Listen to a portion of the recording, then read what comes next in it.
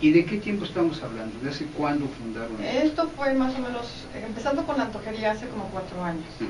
Y ya después hicimos el cambio a los molcajetes hace como 2 años. Y nos empezó a funcionar bastante bien, tuvimos mucho éxito.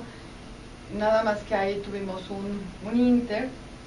Mi esposo tuvo una enfermedad bastante fuerte. Eso es. Y falleció hace 8 meses. Entonces, ya de ahí, pues el negocio obviamente se quedó un poquito parado, bajó mucho porque se descuidó, no había quien estuviera pendiente del negocio. Eso es. Ya fallece mi esposo, estuvimos un rato cerrados y asimilando un poco todo el proceso, y ahorita comenzamos nuevamente a partir de septiembre con mucha fuerza y con muchas ganas.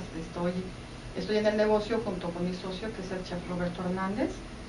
Y bueno, hemos hecho varios cambios y todo, y ahorita estamos trabajando muy duro para tener un negocio exitoso. Aquí se cumplen varios elementos propios del emprendurismo. Como es, bueno, pues tenemos aquí un pequeño capital, tenemos el gusto por la cocina, en este caso del esposo. Dice, bueno, ¿por qué no lo capitalizamos y lo convierten en primera instancia en un negocio? Claro. La antojería, ¿qué es lo que... ¿Por qué la antojería no y el restaurante sí?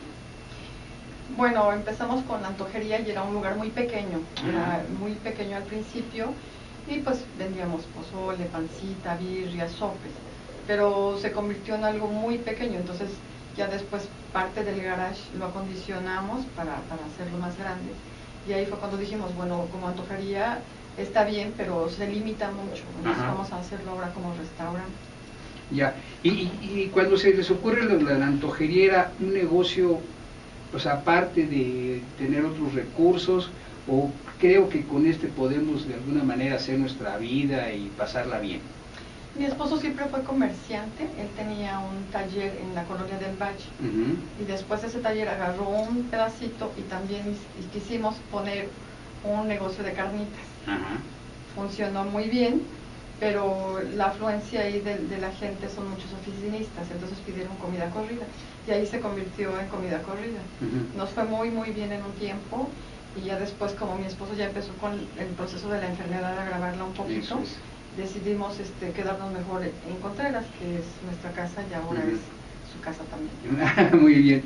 Y entonces resulta que inician el negocio, la idea era siempre tener como una fuente principal de recursos, tener un negocio. Claro. Estaba el taller y luego por extensión, y tenían un pedazo, empiezan lo de las carnitas. Y viene la idea de la antojería. Sí, ya. La antojería, ¿por qué? Bueno, pues además es algo que le gusta mucho a la gente. Claro. Sí, lo que pasa es que aquí otro de los puntos que caracterizan a un emprendedor, que es la creatividad, la imaginación. Y decir, bueno, sabemos que a la gente le gustan mucho los antojos. Claro.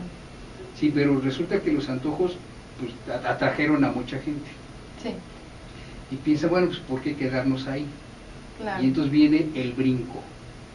Dice, sacrifico la casa para tener un inmueble en donde podamos acoger a más gente. Claro. Siempre con la idea de un negocio. Exactamente, con la idea de crecer. De todo esto sin duda hay un propósito, hay una visión para hacer las cosas. ¿Cuál era esa visión? Pues crecer como personas, y que el lugar fuera creciendo también, porque es un lugar muy bonito. Es una casa tipo colonial que está ubicada en el corazón del pueblo de la Magdalena Contreras. Entonces dijimos, bueno, necesitamos crecer y que la gente conozca nuestro lugar, porque cuando llegan ahí les gusta mucho, se maravillan. Lo primero que les gusta es el lugar, y nos felicitan mucho por el lugar. Entonces dijimos, bueno, pues hay que aprovecharlo y hay que crecer. Otro factor importante justamente en esta cultura del emprendedor es atender lo que la gente a la que se atiende, valga la redundancia, darle lo que busca. Es decir, el lugar les gustaba. Sí. Entonces, bueno, pues vamos a hacer que el lugar sea más agradable, que sea muy atractivo. ¿Para qué? Porque con eso garantizamos que la gente siga viniendo, nos siga buscando. Esta es un poco la idea que tenían cuando adaptan, porque finalmente está adaptado. Vemos en las fotografías que es una adaptación muy particular justamente para un ambiente de restaurante. Claro. Y la cocina, ¿quién hace la cocina? ¿Quién es quien determina los platillos? ¿Cómo pensaron en los platillos? Bueno, primero empezamos, mi esposo y yo, Roberto Hernández, empezamos, pero después dijimos que queremos crecer. Entonces el hijo de mi esposo es chef, que es el chef ahora con el que estoy asociada, que es Roberto Hernández Chico. Entonces dijimos, bueno, necesitamos cambiar, cambiar para que sea mucho más atractivo. Entonces de él surge la idea de los molcajetes de Contreras. Y así fue como empezamos. Se hicieron primero unas pruebas de menú y estuvimos viendo qué era lo que podría funcionar un poco mejor. Entonces sí se ha hecho carta y después se cambió un poco más. Y ahorita tenemos una carta un poquito ligera, que es tenemos tacos, molcajetes, sopa de tortilla, consomé, hay alambres, básicamente como que en taquería, y ya nos brincamos hacia los platillos un poquito más sofisticados. Sí, tenían el antecedente de los antojos, y que bueno, está un poco en el tenor de lo que ahora tienen en la carta, pero ya más formal, sí, claro, con una estructura tipo restaurante. Y aquí se vuelve a presentar otro elemento muy interesante, porque el chef se incorpora, pero ¿quién es el chef? Él es hijo de mi esposo, de su primer matrimonio. Él es Roberto Hernández, es un chef que ha tenido una muy buena carrera, entonces nos apoyamos en él para que creciera más el negocio. Y que ese es otro, es que yo lo que quiero subrayar es justamente cómo todos los elementos se van conjugando, claro, y hacen posible que lo que fue una idea, y bueno, vamos a sacarlo, y bueno, vamos a desarrollarlo, y no nos quedemos con nada más con la antojería, y teniendo este antecedente del gusto por la cocina, y resulta que el hijo le hereda, claro, ¿sí? Y dice, no, pues es que sí se puede. Sí. Y entonces vamos a hacerlo y me sumo con ustedes. Claro. Entonces, ¿esto qué permite? Permite justamente a que puedan, en última instancia, el llevar una idea, un gusto por la cocina y convertirlo en todo un lugar, como ahora vemos en la fotografía, que es el restaurante. Pero hablando hace muy poco con la presidenta de la Asociación de Emprendedoras y Empresarias, encontramos que muchas veces la mujer, cuando se quiere emplear, tiene varios obstáculos. Claro. Porque no deja de ser madre de familia, no deja de ocuparse de la casa.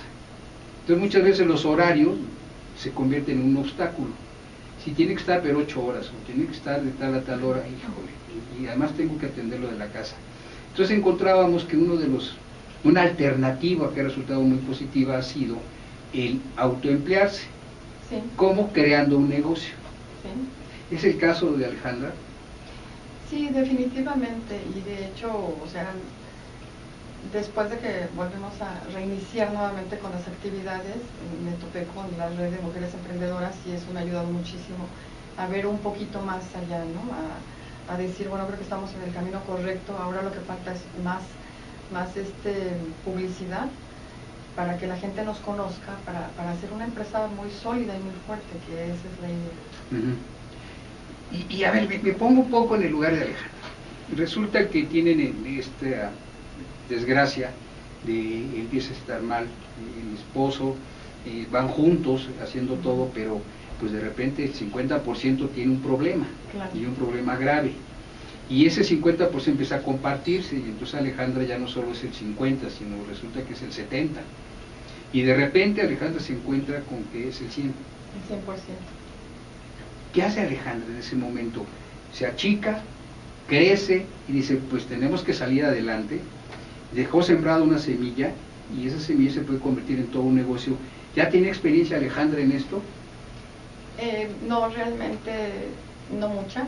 O sea, con él empecé con los negocios, primero en el taller y después en la fonda que se convirtió ahí en la del Pache. Primero empezamos ahí y ahí fui aprendiendo todo el camino, lo fuimos aprendiendo, lo fuimos recorriendo juntos porque nadie tenía idea de ese tipo de negocio. Entonces ya después, cuando viene la enfermedad de mi esposo, bueno, como dices, trabajábamos a la par, íbamos juntos, íbamos a la central y a hacer todas nuestras compras y todo. Pero ya después cuando él agrava, entonces a mí me toca solucionar todo, o sea, llega el momento en que tengo que estar al 100% con él, cuidándolo, porque se vuelve una discapacidad terrible. O sea, al 100% cuidándolo a él y el negocio. Entonces llega el momento que digo, ya no puedo, no es que no quiera, sino es que no puedo, porque él ya me necesitaba cada vez más. Entonces fue cuando este receso de que un poco se baja el ritmo, de alguna manera, bueno, pues atiendo una cosa, atiendo a mi marido, ¿no? Entonces, viendo prioridades, pues era ser enfermera de 24 horas, ¿no? Claro, pero esto no medra, esto no provoca que se abandone el propósito, es decir, ahí está, sé que ahí está, y en cualquier momento voy a tener que enfrentarlo yo sola. Claro. Y Alejandra no piensa en que, ¿cómo le hago? O ¿cómo le voy a hacer? Simplemente es, esto tiene que salir. Exactamente, es ponerse la camiseta y decir, tengo que salir porque es algo que hice junto con mi esposo, y ahorita estoy sola, bueno, no tan sola, pero hay mucha gente que me ayuda, que está cooperando conmigo, entonces, porque el lugar es muy bonito, entonces ahora tenemos que salir adelante y vamos a echar a andar este negocio con muchas ganas. Bien, vamos a hacer una primera pausa y quisiera que mientras se hace la pausa pensemos qué nos mueve para ser un emprendedor, como frente a las vicisitudes, en lugar de decir, no, pues ya no puedo, ni modo, el destino está en contra mía, es decir, no, el destino me está poniendo en este camino y yo voy a salir adelante. Y ese coraje es de que vamos a hablar regresando de la pausa. Los teléfonos en la cabina 55 53 46 20, 55 53 66 20 y 55 53 96 20. Regresamos.